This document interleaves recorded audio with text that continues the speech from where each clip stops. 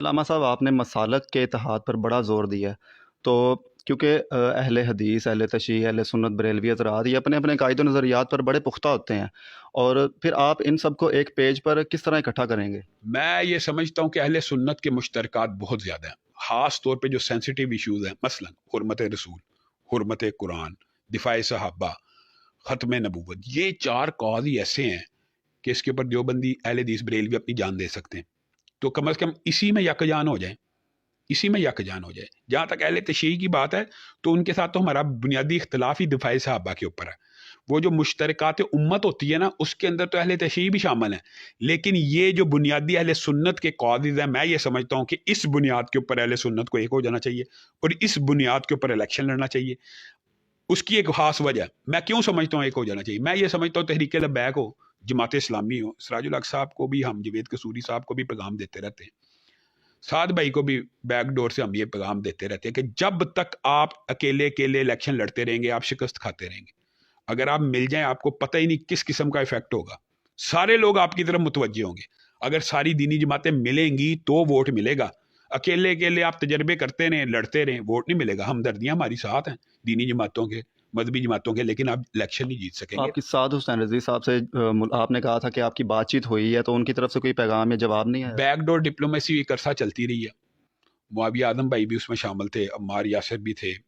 یہ فروق الحسن قادری صاحب وغیرہ بھی تھے، لیکن میں یہ سمجھتا ہوں کہ جس طرح ہم نے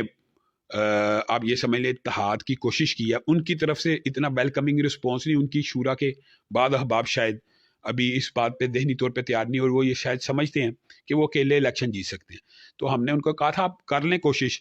ٹرائی کریں، اچھی بات ہے، آپ اپنی جماعت کو پروموٹ، یہ ہر جماعت کا حق ہے، لیکن اینڈ ریزلٹ یہی نکلے گا ایک دن۔ اچھا، علامہ خادم حسین رضوی صاحب سے کیا آپ کی کبھی ملاقات ہوئی یا؟ واٹس ایپ کے اوپر میری ان کے ساتھ یہ حرمت رسول کی تحریک کے اوپر جو ان کا نمبر تھا اس کے اوپر براہ راست بات چیت ہوتی رہی، اور دفاع صحابہ کے اوپر اکثر بات ہوتی، بلکہ میں یہ سمجھتا ہوں کہ بریلوی مکتبہ فکر میں خادم حسین رضوی صاحب وہ پہلے ہیں بلند آواز میں، ویسے تو پہلے بھی گزرے ہیں، وہ پہلی بلند اور دبنگ آواز تھی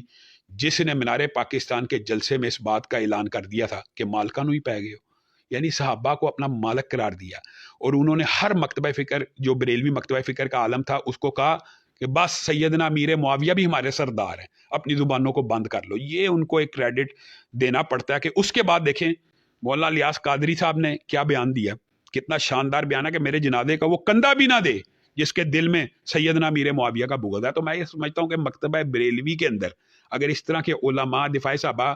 کی آواز کو بلند کریں گے، پھر تو اہل سنت کے مشترکات بہت زیادہ بڑھ جائیں گے، پھر تو اختلاف اور کم ہوتے چلے جائیں گے۔ تو میں یہ سمجھتا ہوں ان باتوں کو پروموٹ کرنا چاہیے۔ آپ کوئی پیغام دینا چاہتے ہو؟ میرا پیغام یہی ہے کہ تمام دینی جماعتوں کو ایک ہو جانا چاہیے، اور الیکشن اپنے اپنے نشانوں کے اوپر اور اسلام پسندوں کے ووٹ کو تقسیم کر کے دیکھیں، جماعت اسلامی کا امیدوار بھی کھڑا ہو، تحریک لبیک کا امیدوار بھی کھڑا ہو، ہماری جماعت کا امیدوار بھی کھڑا ہو، تو اسلام پسندوں کے ووٹ تو تقسیم ہو گئے۔ پھر اس کا سب سے بڑا نقصان یہ ہوتا ہے لوگ کہتے ہیں یار ان کو ووٹ دیں گے تو ووٹ ضائع چلے جائیں گے، یہ ایک افیکٹ ہوتا ہے کہ وہ یہ سمجھتے ہیں انہوں نے جیتنا نہیں۔ مینٹیلٹی عوام کی ایسی بن گئی ہوئی ہے کہ ووٹ اس کو دینا جو جیتے، تو جیت کے ایک ٹارگٹ کو اچیو کرنے کے لیے آپ کو متحد ہونے کی ضرورت ہے، اور عوام سے میں یہ کہنا چاہتا ہوں یہ متحد ہوں یا نہ ہوں، آپ کو ووٹ ہمیشہ دین پسندوں کو دینا چاہیے، کبھی بھی سیکولر پارٹیز کو ووٹ نہیں دینا چاہیے۔ اگر آپ ان کو ووٹ دیں گے تو وہ جو بل پاس کریں گے خلاف اسلام، آپ اس گناہ میں شامل ہوں گے۔